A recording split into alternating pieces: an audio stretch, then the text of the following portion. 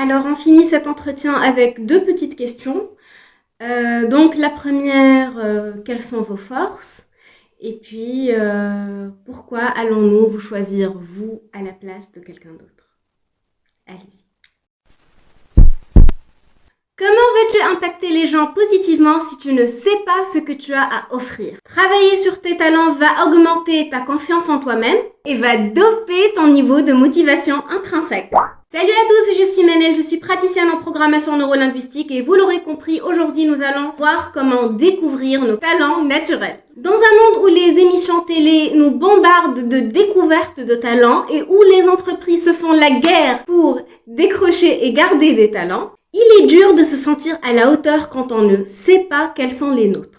Si on ne sait pas danser, chanter, dessiner ou faire des pirouettes, est-ce que ça veut dire qu'on n'en vaut pas la peine, qu'on n'est pas assez intéressant, ou alors pire, qu'on ne va pas réussir? Eh bien, non! En effet, dès le début des années 2000, les chercheurs se sont mis d'accord pour dire que le talent serait inhérent à chaque personne. Donc, quel que soit notre métier, nous avons des talents. Mais nous n'en avons pas conscience et donc nous ne les exploitons pas. Selon Dan Clifton, nous en avons 5 qui soient majeurs.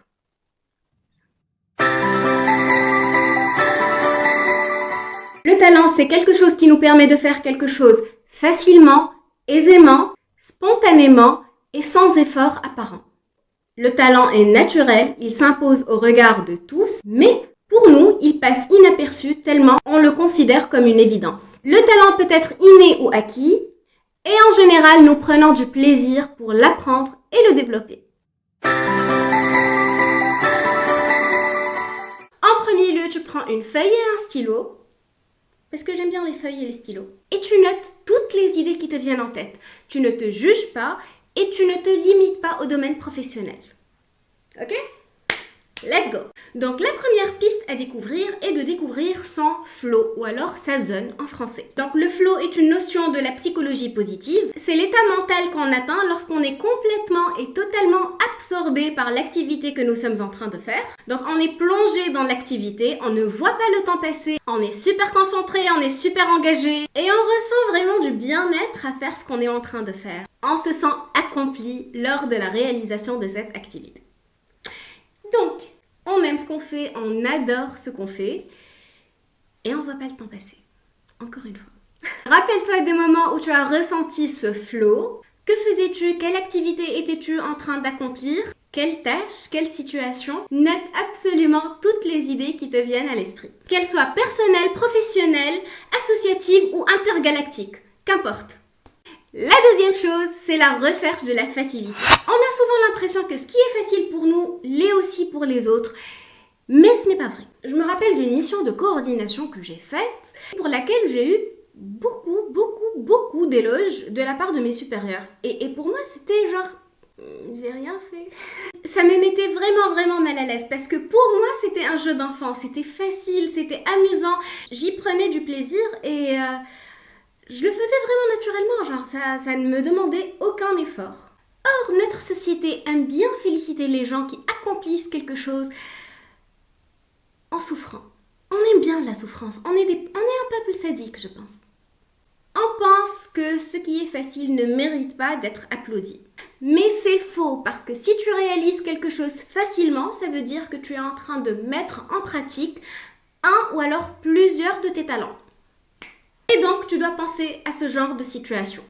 Qu'est-ce que tu fais facilement, ou alors plus facilement que les autres? Qu'est-ce que tu fais bien sans y penser? Quelles sont les tâches ou les activités pour lesquelles tu reçois le plus de compliments? Alors, si tu as du mal à trouver ce qui est facile pour toi, ne t'inquiète pas, ce n'est pas grave. Je te propose de prendre un petit carnet et d'écrire tous les jours les tâches que tu es en train d'accomplir, de leur attribuer des notes. Une note par exemple de 0 à 10 où tu vas évaluer un petit peu la facilité de la tâche et une autre note pour évaluer le degré de plaisir que tu as eu en effectuant cette tâche. Au bout d'un mois, je pense que tu auras une très jolie petite base de données à explorer.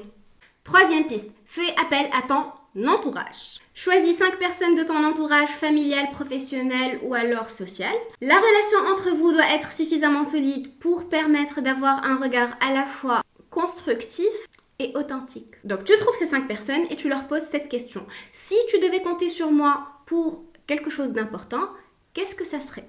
Plus ils vont te donner d'exemples concrets et mieux ça sera pour toi. Perso, lorsque j'ai fait cet exercice, c'était vraiment un baume sur le cœur. C'est fou à quel point les gens peuvent dire du bien de nous et de nos points forts. Ils sont notre miroir, c'est un excellent moyen pour se voir autrement. 4e astuce, la plus évidente, est d'utiliser les tests en ligne. Mais attention, il ne faut pas prendre les résultats à la lettre, ce ne sont que des pistes d'exploration.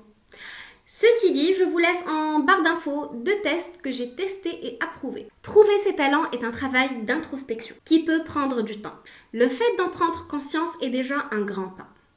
Ces questions, ce sont de petites graines qu'on va semer et qui vont germer au fur et à mesure de nos expériences. Et donc, tu vas trouver tes réponses progressivement. Certaines réponses vont te paraître comme une évidence, d'autres vont être une petite découverte, une agréable petite découverte. Autre point important, le talent se crée, se forge et se développe. Ne te repose pas sur tes lauriers. Travaille tes talents pour en faire des points forts. Sur ce, je vous remercie de m'avoir suivi jusqu'à la fin et je vous embrasse. À la prochaine. Au revoir.